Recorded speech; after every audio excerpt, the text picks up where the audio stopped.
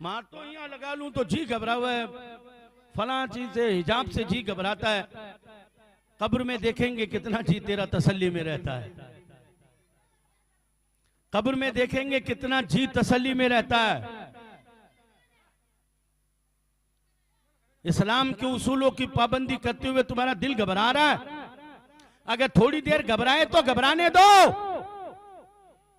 क्योंकि दायमी सुकून अगर चाहते हो तो खुदा की कसम इस्लाम के कानून पर अमल करो।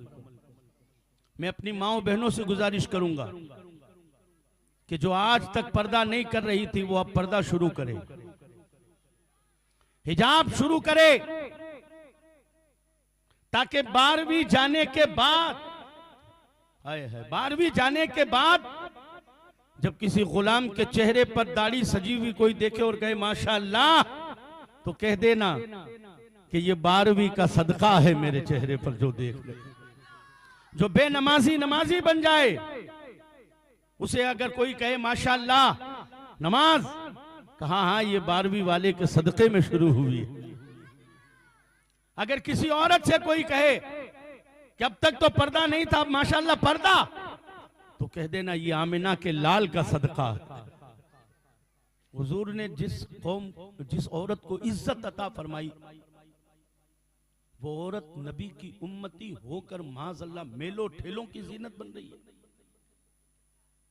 हाँ, 2.5 दिन 3 दिन पहले तैयारी, फलाना मेला, आ रहा है, बस आ रहा है, चर्चा होने लग जाता, आ रहा है।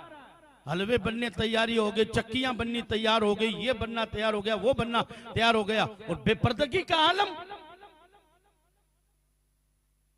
अस्तगफिरुल्लाह रब्बी मिन कुल्लि ज़ंबिन व अतूबु इलैह।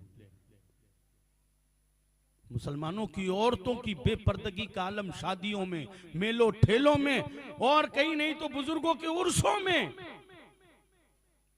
बुजुर्गों के उर्सों।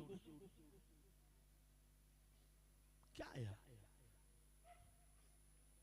नुकसान और फायदा भूल गए आप, समझना ही भूल गए, शऊर ही नहीं रहा। क्या हमें नुकसान हो रहा है या हमें फायदा हो रहा है? मेरे आका सल्लल्लाहु तआला अलैहि वसल्लम के प्यारे दीवानों, 1500 साला जश्न इस अंदाज में मनाओ ताकि 12वीं जाने के बाद जमाना कहे कि 12वीं से पहले गुलाम के जीने का अंदाज कुछ और था, और 12वीं के बाद में गुलाम के जीने का अंदाज कुछ और हो गया।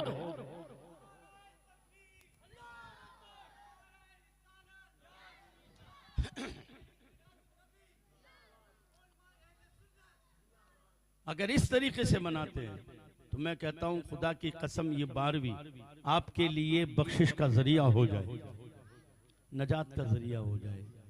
वरना देखिए जिस अंदाज में हम मना रहे वो तो इंशाअल्लाह मनता रहेगा, करते रहेंगे, लेकिन ये चीजें इंपॉर्टेंट है, ये चीजें अहम है।